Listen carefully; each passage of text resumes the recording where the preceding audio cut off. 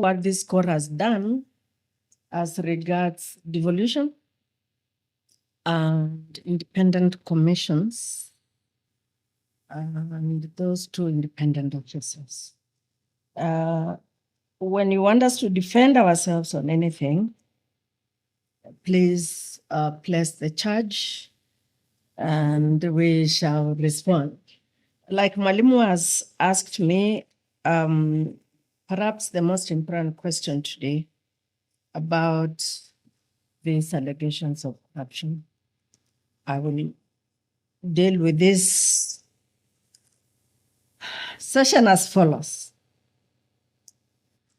Mwalimu Musau asked about or commented as to whether there is the possibility of devolution having devolved corruption to the counties.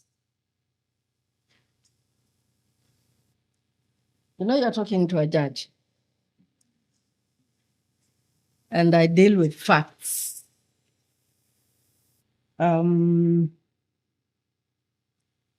We have had all manner of allegations, and we have seen what we have seen, heard what we have heard. Now, I will answer to specific questions when they are raised, and my answer, my being or judges, answer will depend on the facts of the case,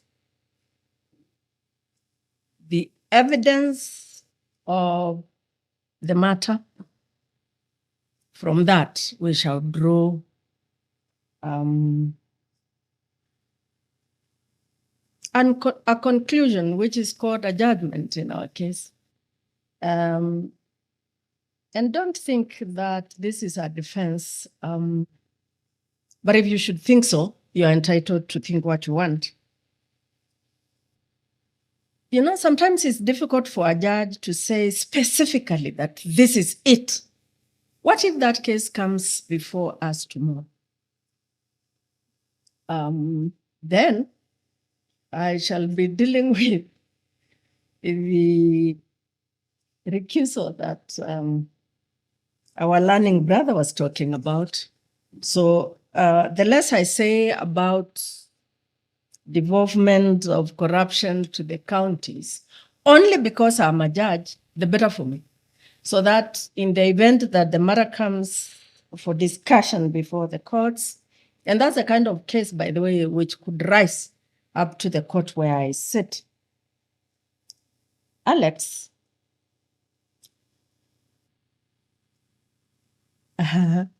you want to know whether that bill that was introduced the other day about IEBC and other things, no, that is a perfect case where I cannot give you my opinion. I'll tell you why. One, because it is not in the place of a judge, and I said it in my presentation, to stop parliamentary process. The legislative process must go on. I make no apologies. I stammer quite a bit, but if God didn't want me to stammer, then he would have viewed me differently. So just bear with my stammering. If a judge attempts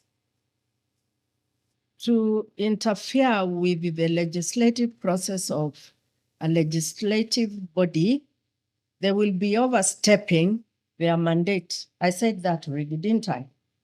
So first, let Parliament do what it does. Once they are done, if an active citizen wants to bring that matter for judicial interpretation, then it will enter the system from the High Court.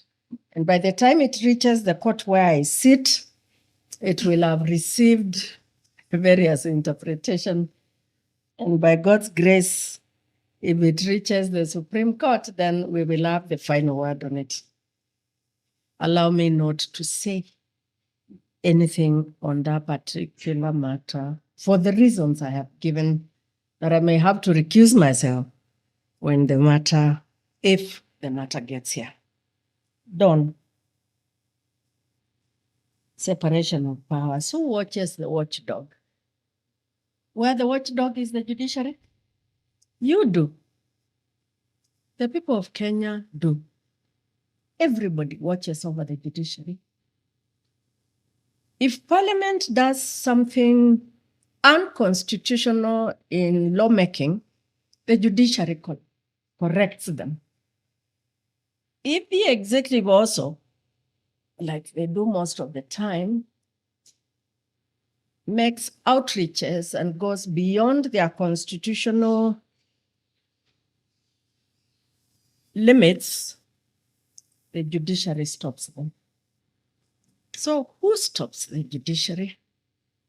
The people of Kenya stop the judiciary. And we start with what the Constitution said you must do with your judiciary.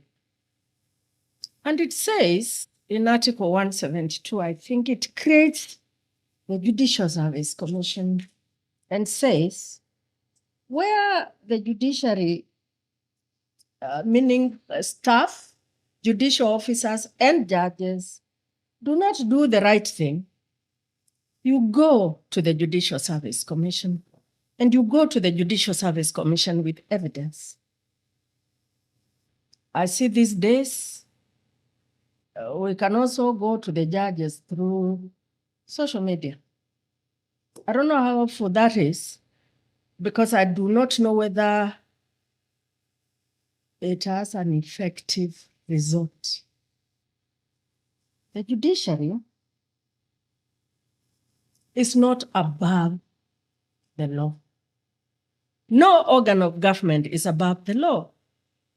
And so you, the Kenyan, whose authority you have donated to the judiciary to exercise, if your authority is not exercised in the manner you have said it must be exercised, which is judiciously, in accordance with the law and the Constitution, then collect your evidence and take it to the Judicial Service Commission. Judicial Service Commission has removed wayward officers, staff, judicial officers, and judges. And where a Kenyan is hurt by the judiciary and they put their evidence together, due process would require that you take the matter before the Judicial Service Commission and discuss your complaints against the judge. The Judicial Service has a code of conduct to which each one of us has signed. If any judge, magistrate, or staff is in conflict with any provision there, if any member of staff, judicial officer, or judge violates the Constitution or the law, please carry the evidence to the Judicial Service Commission. That is the body mandated with the authority to discipline those that work in the judiciary and to get out of them accountability to the people for the actions they take and for the big salaries they draw. What is the other way of dealing with the watchdog? I don't know it.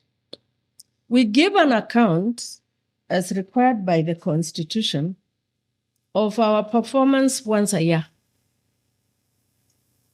And it is a public engagement.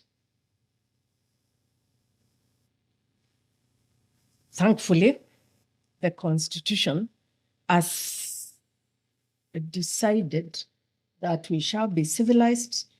We will deal with issues in the manner that the Constitution says we do. And I want to conclude this aspect by saying mere allegations do not suffice, and no judge or magistrate or a member of staff of the judiciary is above the law. Where we have evidence of wrongdoing, let's pursue it and let's get those who are doing wrong things to be corrected. Public lynching, I don't know what result it would have, but it would most definitely not correct the problem. Those of us who are in this country in the first purge, there have been many purges actually. The people of Kenya got tired and said, this judiciary, let all of them go home, including during the time we were discussing this constitution. Judges were supposed to reapply, and so were magistrates. Along the way, and during the discussions, it was decided, no, let them stay, but they'll be vetted when they are inside. Before that vetting was to the 2010 Constitution, there was something called surgery in 2003, much earlier, I think. And in that one, even that, although people got their names thrown out there before charges were brought to them, thereafter, a process ensued where you fought if you thought you were wrongly named. The judiciary is not above the law. Any judge, magistrate, or staff who violates this constitution or violates the code of conduct is subject to action by the Judicial Service Commission, which is a Chapter 15 commission. The question, in fact, should be, then who watches over the commissions? But we have answered that question, haven't we? We have said where they go wrong, they come back to the judiciary for remedy, and a judge is a citizen of this country. And they have access to the courts as well. When a judge is recommended for removal by a tribunal, in fact, that's a unique tribunal. It is the only one whose decision is appellable to the Supreme Court direct. The constitutionalism we talk about is the totality of this document.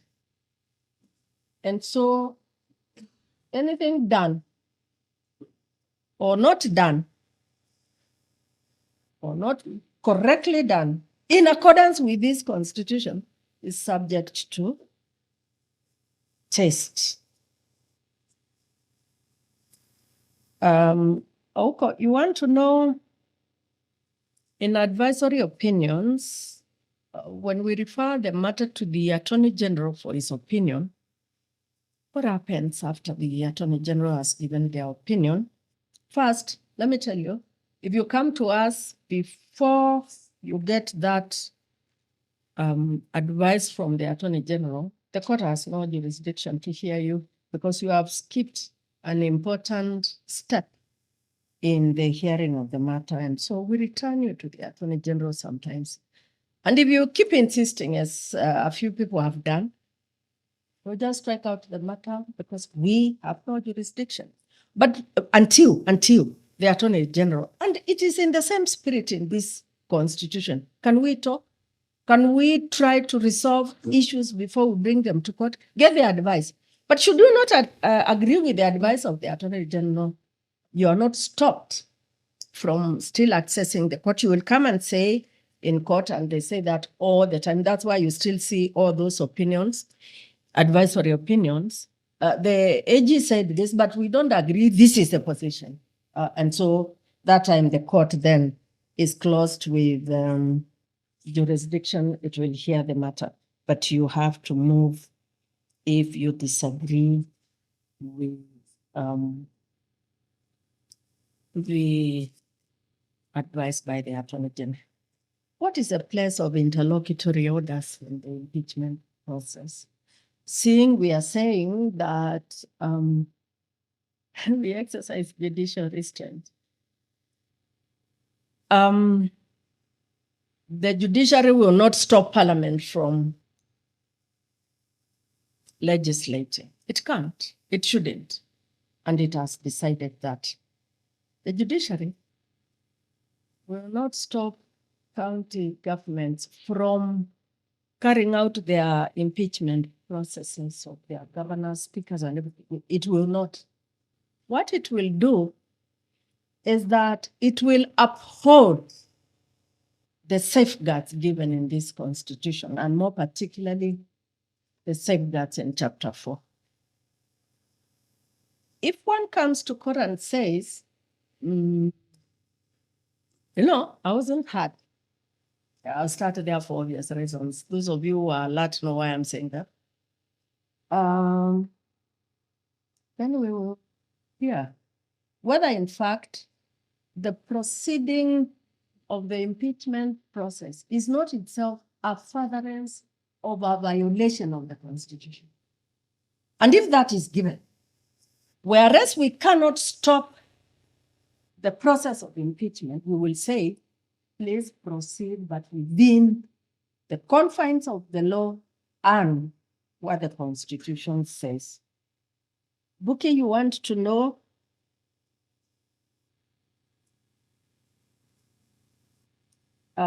revenue allocation, compliance with the equitable distribution of revenue, and so on. Now,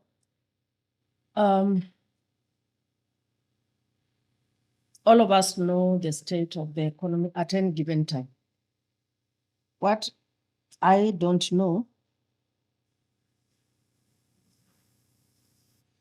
is what they do in Parliament when they are sharing. The Constitution is clear about what is to be done. The Act itself is clear. It says this percentage, this whatever. But whatever happens in between there, that is the reason why I cited, I think, 3 of those matters that eventually end up with us. And when they do, then we see whether the law and the Constitution were complied with. If they were not, you know what we have done.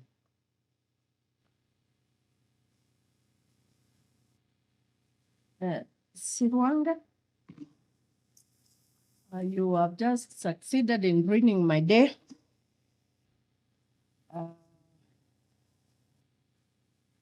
You say that the public has lost confidence in the judiciary. I don't know what your data is, but if that is true, then it is a sad situation. When that statement was last made in 2007, we nearly banned this country. We almost did. Because following an election,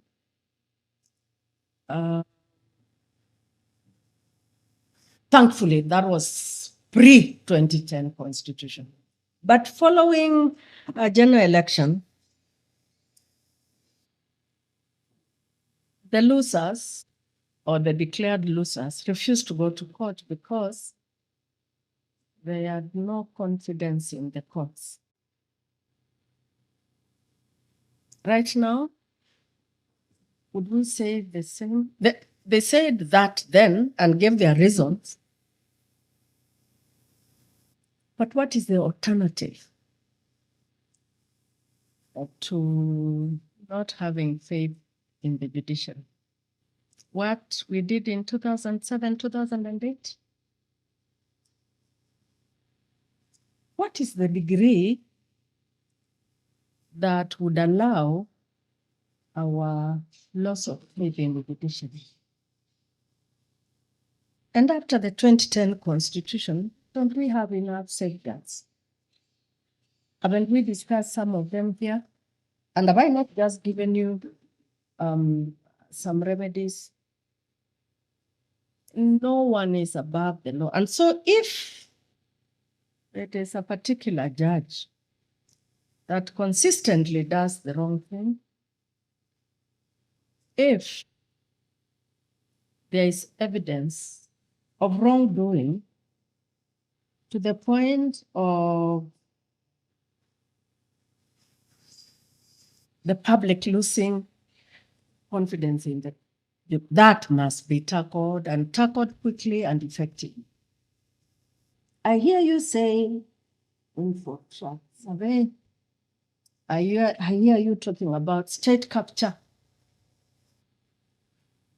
Sometimes I don't know whether we know that we can actually ruin ourselves by being reckless.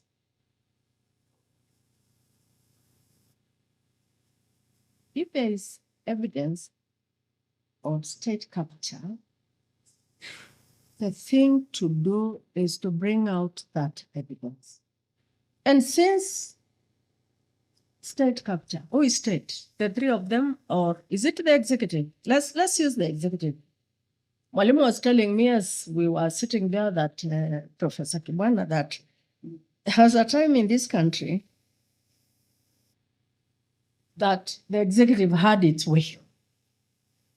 And you didn't do nothing about it. You couldn't do anything about it. Because the executive wanted this judgment, they got that judgment. Can you say that today, surely? Of the current judiciary? Hasn't this government and the previous ones, have they not lost enough cases? Nobody takes a case to court that they don't want to win in, unless, of course, you are a crook and you're buying time or hiding under the legal system. Haven't these governments lost enough cases? But, take this from me. If you should have evidence of state capture, because not all of us, not the 200 of us in the judiciary would be described as having been state captured, then whoever you know has been state captured, let's deal with them. And how do we deal with them? State capture is not a good thing. It kills institutions. It kills what we have discussed this morning for 1.5 hours. We have just spoken about separation of powers. We have spoken about independence and interdependence. It's a further question. And we'll deal with it. And I think we've already dealt with it because we've already said, let it be constructive. You're not a silo. You couldn't do everything on your own. But if you must consult the others, it has got to be within the four corners of this document. Nowhere else. Within the four corners of the law. It is not that benchmarking of, sijui kina nani have gone to, where was that famous place? Governor, you ought to know, you were always there. Singapore and other places like that. Oh, sorry, Professor. But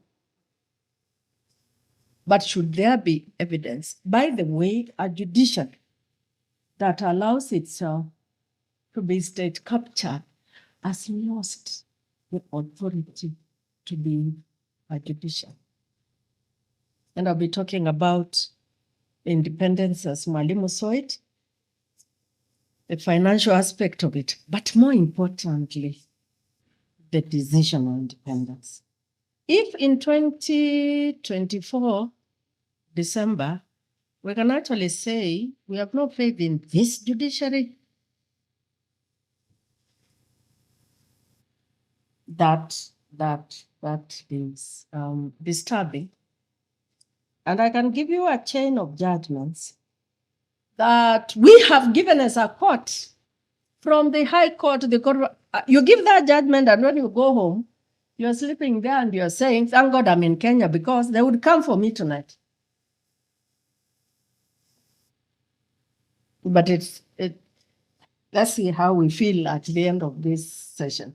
Yvonne, you want to know the impeachment process of governors? We say, oh, we are restraining ourselves or whatever, or are we waiting for, or is it a tool for bargain? I would be unable to answer that question. If it is a tool for bargain, then it must start from where it starts, which is at the county assembly. Is that where they are bargaining? Is it at the Senate? Is it then at the Judicial? I wouldn't know. What I know is that there ought to be grounds for impeachment, and they are given in this instrument here and in the law. If one goes to court, then they must have grounds to say, this my impeachment is kaput, and it is kaput because there was violation of the following. If the High Court does not agree, the Court of Appeal might agree, or the Supreme Court might agree.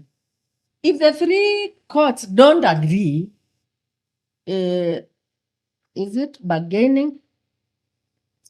Or is it the facts of the case? Is it the law? Is it the circumstances? Let me leave that to our honest thoughts. Vanessa, Vanessa, you want to know when it is judicial restraint and when it is judicial activism? To help me answer this question, Vanessa, would you please tell me what judicial activism is? Vanessa, where are you? Anybody in this class is Vanessa. What is judicial activism? Yes? It's basically when the court. It is?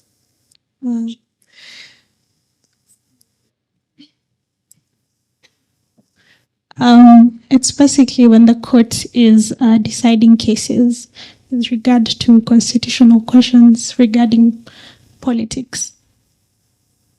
That's what judicial activism is. Anybody else? What is judicial activism? I was actually asked that question at my interview to the Court of Appeal. But what is judicial activism? These teachers will tell me what judicial activism is. Restraint, I think, is understood. And if it wasn't understood before I came here this morning, it has been understood that you will not throw your nose in matters where you are not needed by the Constitution. But I want to be told what judicial activism is, and particularly in relation to this document called the 2010 Constitution. Any teacher who wants to tell me what judicial activism is? Because I know one man in this room who knows what judicial activism is, and it is Professor Kibwana. Because he has spoken to us about it several times. But I won't ask him to answer the question because he's not a student. He will teach you guys if he hasn't done that already. But you who asked me the question, please tell me what activism is. This document, this charter, is itself activist. It left foolishness in the old Constitution. This is neither positivist nor any of those other things you say. This requires you to think every time you are talking about the Constitution, every time you're talking about the law. So what is activism? If activism is doing the right thing within the Constitution and broadening constitutional interpretations, yes, the judiciary is guilty of activism. If that's what activism is. Thankfully, it is not. Because activism is not being one-track minded. Activism is broadening this document.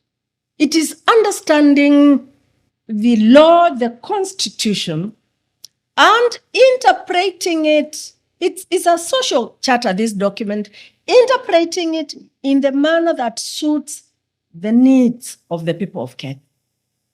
That's what this document asks us to do. And when we do that, you want to call it activism, then we are guilty as charged.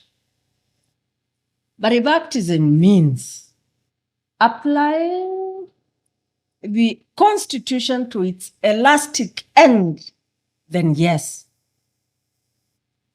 And if we do that, we are obeying this Constitution. And I actually ask you, because of the context in which it's used in this country, I've had a few times to talk to it myself, is wrong. It is misunderstood. Let's take time after this class and read on judicial activism. It's not a foreigner, and it is not a negative norm. It is expanding this law. So when do you decide restraint? When do you decide? It's clear. The restraint is, please don't do things whose time has not yet come for you to do at that particular. The time always comes. If it's legislation, let them finish, then we will contest it. If it is impeachment and all the rules in the book are being followed, then let it be finished. Then you will come and tell us, I was wrongly impeached. Because the reasons given, look at their evidence. Only a fool would have accepted this kind of thing.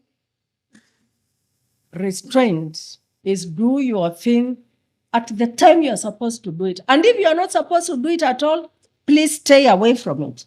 Then give it its literal interpretation. Recuse of the apex court from a famous case. What happens if there's an appeal? I know the case you're talking about. The Judicial Code of Conduct tells you when you will recuse yourself from a case. The most critical ground is conflict. For any reason, you are conflicted, and therefore your decision will be tainted. In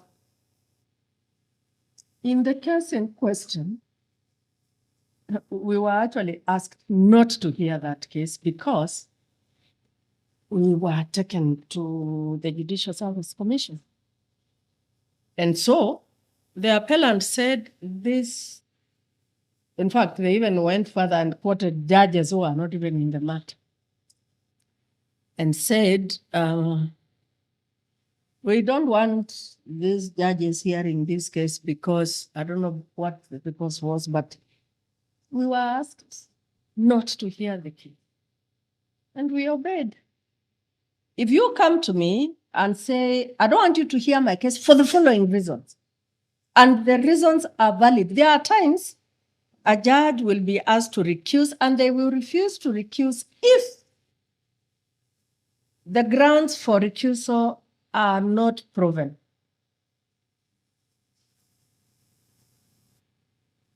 But we all say there's no property in a case.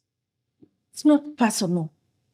So if a party doesn't want you hearing their case, they will be heard by the next judge. But in the Supreme Court, there is only 7 of us. At any given time, quorum is 5, so 5 of us must sit at once. In complex cases, we sit all 7. So if you come and tell us, because I've taken you to JSC, don't hear my case, then we will wait for you to finish with JSC, then come back. And when you come back, if we will still be here, we'll decide at that time whether we should hear you or not. Are there good lawyers who, yes, and first of all, Martin told you the right thing, Conless. I hope I'm following this list properly.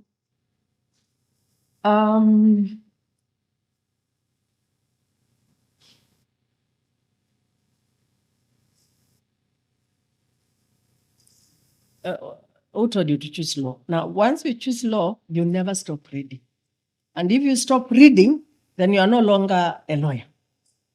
Because this profession of ours is you read all the time, whether in answer to a specific case or just reading generally, because our law is like this. You really can't say, oh, I'm a constitutional lawyer, so that's where I will stay. What if an aspect of contract will arise in between there? You must be well read as an advocate, so you are always reading, including reading those novels. Are there good lawyers who have read and read?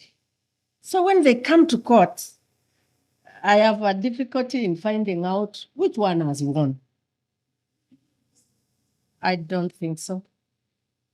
Cases are not always won. They are sometimes won because of the brilliance of a lawyer, but I'll tell you that that is not the correct position. Cases will be determined on their unique circumstances, their facts, and the law that relates to that case. So whereas a good advocate, and by the way, I have seen some very good ones who have defended a dead case, or what I thought was actually a dead case before I walked into court, and I'm saying, Goja, let me listen kidogo to this guy. What is he saying? But at the end, the facts of that case, the law, and the evidence will determine which way to go. It's very good to be a very good lawyer because first, you grow jurisprudence, you help the court. That's why counsel exists. Counsel exists to present all the facts of the case before the court in the best possible manner. I had Mwalimu Musau telling us in the beginning, when you ask questions, mukwe respectful. In law, in our here, we call it what? You said it. Decorum. Now, if you come before a judge, and because you think you're very good, you are insulting them. Last time I checked, judges were human. Last time I checked, these judges went to school with these lawyers. Last time I checked, we think we all know each other. Let's stay with the case, bring the facts of the case, place the law, the constitution, the evidence within the case. Now, if you're very brilliant, and you think you might confuse a judge, let me tell you what judges do, or at least majority of them. I know it. Judges read. Judges have no life, it's reading. But it is good to be a good lawyer. Whether or not you will win a case because you're a good lawyer, you have no excuse but to be a good lawyer. You must be well-read and then learn how to present your cases. There is a reason it is called pleading the case before the court. And whereas nobody is asking you to worship a judge or a judicial officer, please plead the case. It is the rule. Just be decent. Have decorum before the court and let the chips fall where they must. Coach, you want to know, no Abigail before you. Operational independence, no detachment.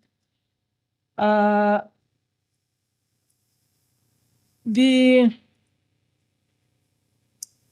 we discussed this morning was we all must keep talking to each other. We are interdependent. No arm of government, no institution can survive in a silo and actually successfully do so. None.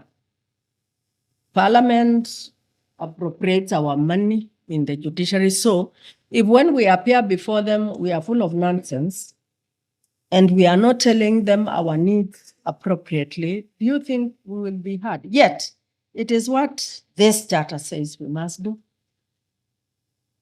But I'm reminded of an African saying, last I saw of it, it was in Things Fall Apart. And it said, an African does not refuse to be called.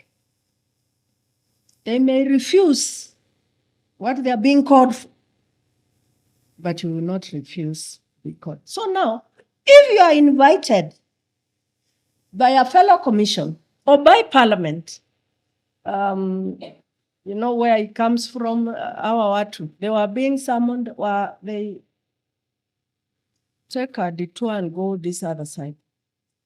If you are invited for consultation,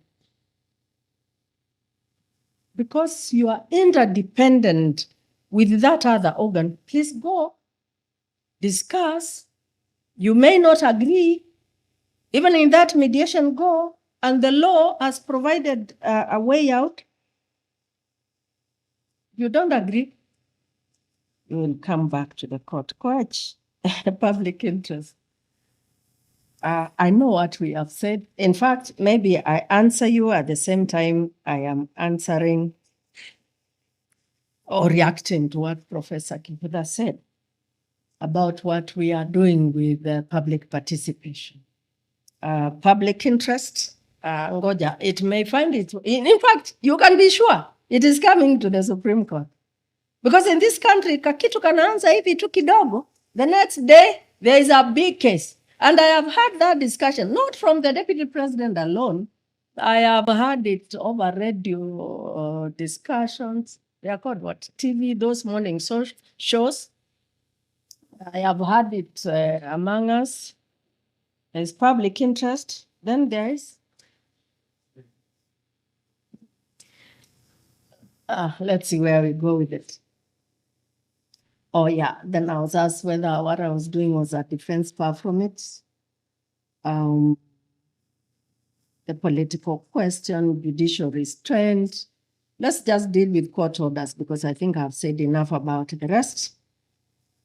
And governors staying in office. To my knowledge, it was just that one. And by the way, Najua, it was early days. We were just beginning the process of dealing with these matters. But let me say this about the length of cases in courts. Quite apart from the fact that a person who is affected by something will want to go to the High Court, go to the Court of Appeal, and if there's a route to the Supreme Court, they'll want to go. Quite apart from that fact, there is law in this country which, a lot of it actually, says if a matter is not determined within this kind of time, it is bad. And I think let's just start at the Limitation of Causes Act. Everything there has a date. Kama ni tort against or by government, you take your 1 year. Kama ni mashamba, 6 years. Kama ni contract, kawaida, 3 years, and so on and so forth. Then we came to the 2010 Constitution, and there we went to the political issues, elections. We were hearing election petitions for 5 years. And the term of parliament is how many years? What is the term of an MP? 5. You see, cases belong to the parties. And although, and I keep saying this to ourselves, although we judges and magistrates ought to have complete control of the court, our counterparts, the parties and the advocates, if they want a matter delayed, unless the official hearing that matter is firm, that matter will be delayed. But if, as it must happen, the judicial officer is firm, what the law allows us to do is determine matters as expeditiously is the word used here and in nearly everywhere else. Within reasonable time is the other term. But let's talk about time. If the presidential election petition, which used to again also take the whole 5 years or close there, although most of those ones were struck out for reasons Professor Kibuda will give you after I have left. If since 2010 we do the election, the presidential election contest in 14 days, it is because that time frame is here. For all these other matters which the time is not given, and it says within reasonable time, it also depends on what is reasonable time. Expeditiously, it also depends on expeditiously. Is there a way that we can actually hear certain cases on a day-to-day basis? My answer has forever been yes. Whether or not the law says do it within 14 days.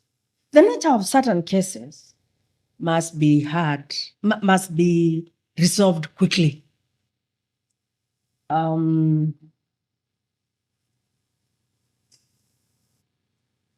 Quickly. But if the law doesn't give 14 days as it does in the election petition, what are you to do? The Chief Justice has no power, not one given by the Constitution at any rate, to tell a judge, finish this case haraka. In fact, if they do that, the judge says you are interfering with my independence. But nothing stops the Chief Justice from telling judges to do their work and do it in the manner that is expected of them by the Constitution. But I'll tell you this, maybe we don't have enough numbers in the judiciary of judicial officers and judges so that we could hear cases on a day-to-day basis, maybe. Actually, that one is not a maybe because I know the answer is that we are not enough. And whereas we are hearing matters virtually and all manner of, we are also losing a bit of value in the evidence we get, particularly in criminal cases, because if you're sitting there and I'm sitting here, demeanor is lost. But should the judiciary now of itself sit down and determine that certain nature of cases ought to be heard as quickly as possible? I think the answer is yes, but as soon as we take a judge away and say, you will hear this case on a day-to-day basis until it is over, we have to determine what is the nature of that case. And as they are doing that, remember, all these other ones which are part heard, Nusu, 5 witnesses heard today, then we put a case for, they will wait. Then we put a case for day-to-day hearing. I know it can be done myself. Sitting where I do, I know it can be done. With consequences, of course. But I said takes 2 to tango.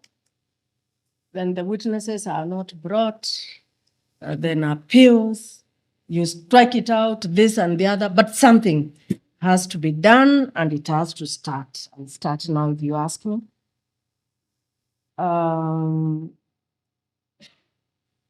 Financial independence, the judiciary fund, and so on and so forth.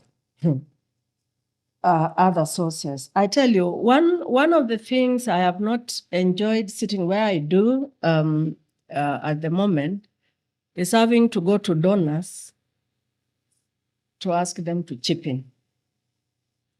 Yes, the judiciary fund was established by this Constitution. I think it is someplace at 170. 170, or is it 170 or 70 something? 73, 75. What is the judiciary fund? Now, that fund gets money from the consolidated fund last I checked, and I check fairly often, this country does not enough money, does not have, well, we are told there is not enough money to go through everything. So the fund, when we are dealing with the budgeting process, we go to Parliament, we defend. Right now, we are going round and asking views from the public as to what they think should be our budget. Once we have done that, we go to Parliament for appropriation, and then the Treasury gives us. Not once has the fund ever been inputted with the total amount of the budget. And the reasons are known to us. There's not enough money to go around.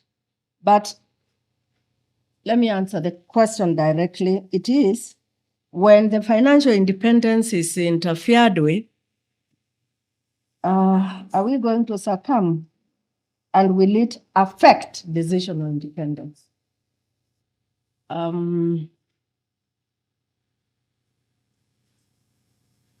It shouldn't.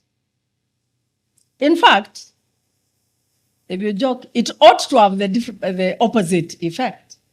If you are not paying me and I'm working for you fully,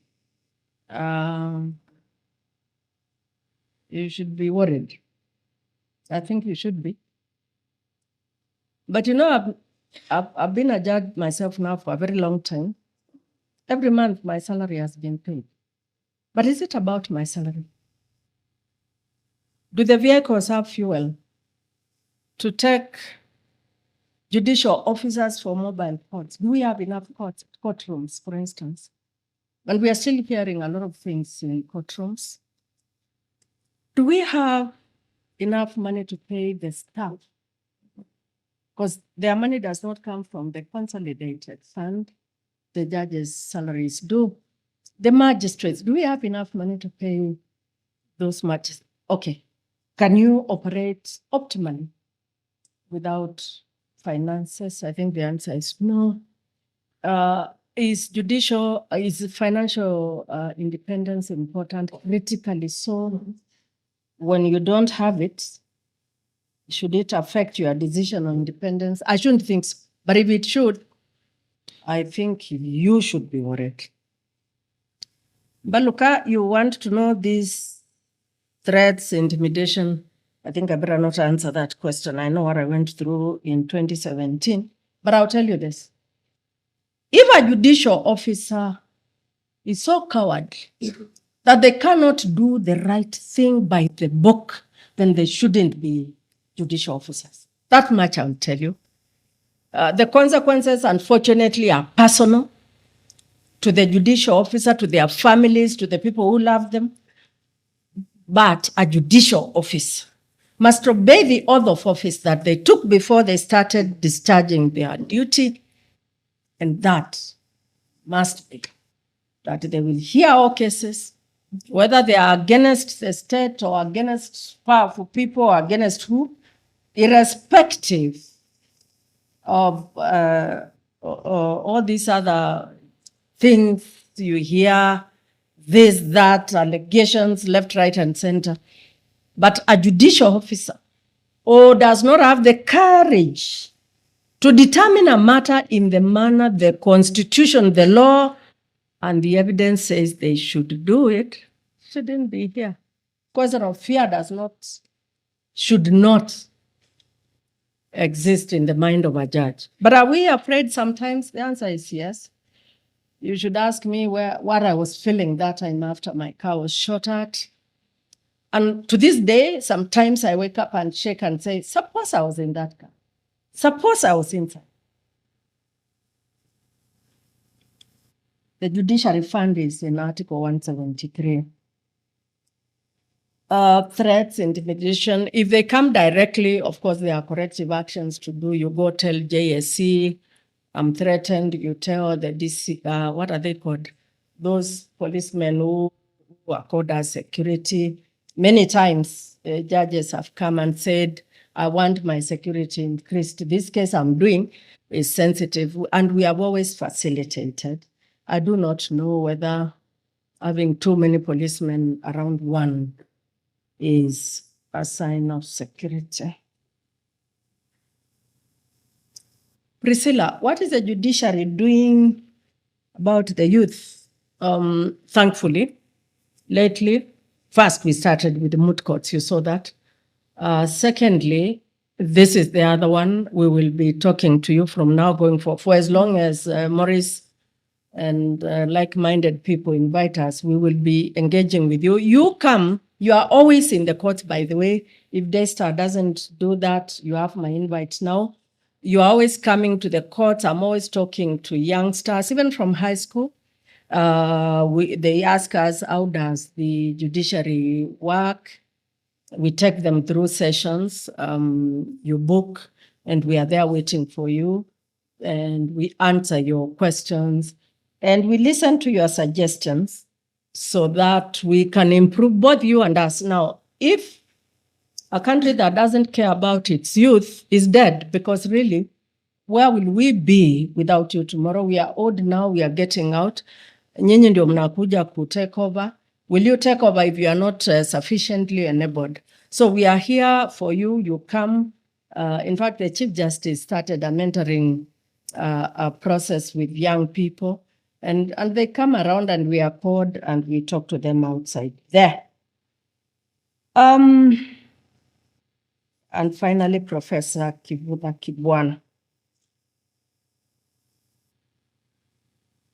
Have we diluted public participation in the last decision of the Finance Act? Would we actually dilute a decision we have made without definitely saying we depart? The Supreme Court is the one court which has power to determine that the case we decided yesterday, I don't know on what basis we decided it, we think it is bad law, we've forgotten it, this is the way we will do it. The Supreme Court, I think it is somewhere in Article 163(7) or thereabouts. We are not bound by our decisions, and we can revisit or revisit in the meaning of 2024, not in the meaning of 2017, and correct that which we find to be wrong now. I don't think, I think somebody needs to read the judgment on the Finance Act 2013 with an open mind. Not saying the judiciary is captured, because if that is the mind frame with which you start reading this, that is what you will find. We did not depart from BAT in that judgment, and we did not definitely depart from BBI on public participation. But listen, public participation must have an end. It's not a vicious cycle. Ati come today, go tomorrow, come again. Tutamaliza when? And we explained ourselves clearly in the no. So, Professor, I do not think we diluted what Article 10 requires us to do, not what we said in BAT and not what we said in BBI. The Office of the Attorney General. First, let's deal with the ESCC. You know, ESCC is an extremely powerful body. And I have heard they are cushioned against a lot of things so that they are not tempted, because the kind of cases that go there are not nice cases. If they be not robust, because they do not have the protections in Chapter 15 commissions, yet actually the Constitution says they are there under this Article 79, then I would attribute that to the personal character of the personal officers at a given time. I have just said here, I'll repeat, if you take an oath to do something, and then you are guided by factors of fear, favor, and other things, just put down the oath and leave. Because then you don't have the character to stick. But human nature is what it is. And once their issues are raised, if there be any, as to do they chicken out on certain matters, the way you were framing the issue, I don't know. And if they do, they should be thrown out of office.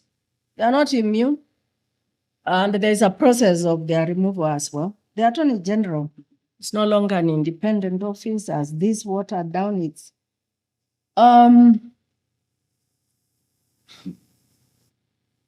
Let me just say this. I haven't worked for the executive, but if I was an Attorney General and my opinion was sought on an issue, I would say what the law or the Constitution says should be done. What is done thereafter, I do not know, because an Attorney General holding that high office must surely give the correct advice. And the good thing with the Attorneys General is that they have a big office, they have researchers, they have all manner of people. Nobody, by the way, knows everything, including all these other ones who keep insulting us every day. Nobody knows everything.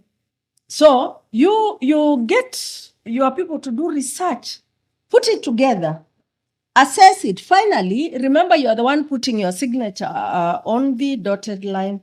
Before you put your signature there, ensure that what you are saying is constitutional. It will stand the test of time because it's legal and all that. And then the rest, questions of politics, Professor, don't ask me. I am least qualified.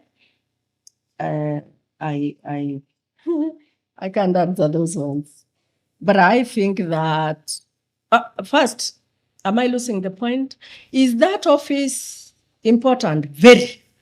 Should that office have some cushion so that whatever it is you give, whether it is taken or not, is not returned to you? I should think so. Should the people, what is the qualification to be Attorney General? How do you, and those Attorneys General will be human beings, right? So they will consider all these things I've been talking about, judges and other people, and determine, can I handle this job? If it becomes too hard to handle, I think there are options. The first one is to resign. Obedience of court orders. What should be done? I even can't believe that, Professor, you asked me this question. No one is above the law. Court orders are not suggestions. They are for being obeyed. And where there is no obedience and there is a route to a consequence, the consequence should be taken. And if, this is my view, if you are too big and we can't execute against you, as we cannot against government in a lot of instances, then let me take time. And it is a blot on yourself. Anyone who does not respect a court order is not to be described in very favorable terms. So at some stage, the fact that you didn't obey court orders will have somebody think something about. So where is the evidence? Where there is evidence, and I am sure there is evidence somewhere, because unless you are lunatic and you just stand there and just start bashing anyone, where there is evidence that this judicial officer, the first one is bribery, is taking bribes so that they rule differently, honestly, I think that should be brought forward and actioned immediately. Whoever the person against whom the allegation of corruption is, whoever, just bring the evidence. But the fact that you see me driving a big car here is of itself not conclusive evidence that that is corruption. But should it be, just bring the evidence. So I think the judiciary ought to be susceptible to scrutiny, to open themselves out there, bring the evidence, let us be taken down the guillotine, take us to JSC, take us everywhere else, show the evidence that what are you talking about? This dress you're even wearing, I know the person who bought it for you, and I know the case, and it is this one, and this is, let's do that. It is the only way we can clean this rot. There's rot in the judiciary, there's rot in the executive, there's rot in parliament. This is what I hear every day. There's rot in society itself, there's rot everywhere. So let somebody start. I will myself not say, Professor, you are corrupt, unless I have the evidence and come and present it to whoever I must present against you. Anything else would border on other things. We will sure enough give you copies of all the 7 lectures we gave, all the presentations. I'll find out whether you need to pay a little fee, Maurice. All the presentations that were made, we had the international judges here during the conference and everything. The totality of what must help you get better as lawyers, we will give it to you. Thank you very much, Esther.